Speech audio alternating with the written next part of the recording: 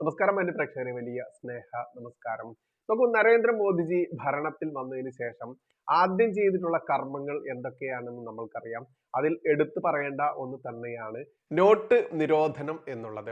കാരണം പാകിസ്ഥാൻ ഭാരതത്തിന്റെ നോട്ടുകൾ കോടിക്കണക്കിന് കോടിക്കണക്കിന് കോടിക്കണക്കിന് രൂപ ഒറിജിനൽ ഏത് ഡ്യൂപ്ലിക്കേറ്റ് ഏത് എന്ന് തിരിച്ചറിയാനാവാത്ത രീതിയിൽ അടിച്ചിറക്കി നമ്മുടെ നാടിന്റെ സാമ്പത്തിക ഭദ്രത തകർത്ത സമയത്ത് അതിന് ഒരു രാത്രി കൊണ്ട് പ്രതികാരം ചെയ്ത് നാടിന്റെ ശക്തിയുക്തമായിട്ടുള്ള സാമ്പത്തിക ഭദ്രതയിലേക്ക് അടിത്തറയിട്ട ആ ഒരു പ്രോഗ്രാം തന്നെയായിരുന്നു നോട്ട് നിരോധനം എന്നുള്ളത്.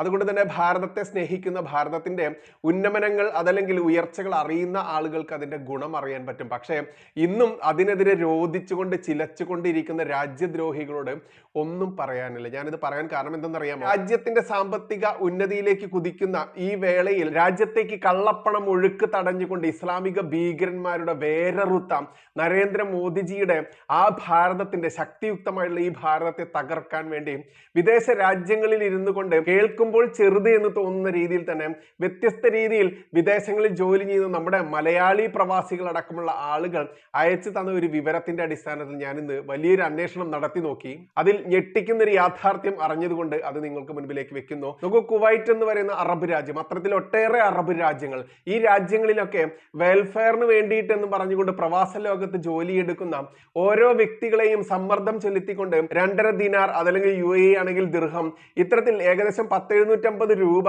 ഓരോ മാസവും പിരിക്കുന്നുണ്ട് എന്നുള്ള ഞെട്ടിക്കുന്ന വിവരമാണ് പുറത്തു വന്നിട്ടുള്ളത്. അത് കൃത്യമായിട്ടും എനിക്ക് കുവൈറ്റിൽ നിന്നാണ് വിവരം കിട്ടിയതെങ്കിലും ഇന്ന് ഒട്ടേറെ അറബ് രാജ്യങ്ങളിലൂടെ നമ്മുടെ സഹോദരങ്ങളോ അന്വേഷിച്ച സമയത്ത് എല്ലാ രാജ്യങ്ങളിലും ജിഹാദികൾ ഇത്തരത്തിൽ ഫണ്ട് കളക്ട് ചെയ്യുന്നുണ്ട്.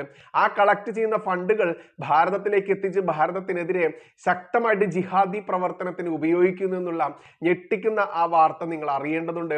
അതുകൊണ്ട് എൻ്റെ പ്രവാസ ലോകത്ത് ജോലി ചെയ്യുന്ന സഹോദരങ്ങളെ, അവരുടെ കുടുംബാംഗങ്ങളെ, അതല്ലെങ്കിൽ നാട്ടുകാരെ, സുഹൃത്തുക്കളെ, നിങ്ങളുടെ സുഹൃത്തുക്കളോടായാലും ബന്ധുക്കളോടായാലും എല്ലാവരോടും പറയുക, ഇത്തരത്തിൽ പിരിവ് നടത്തുന്ന ജിഹാദികൾ സജീവമാണ് അറബ് രാജ്യങ്ങളിൽ. അവർക്ക് 1 രൂപ പോലും കൊടുക്കരുത്.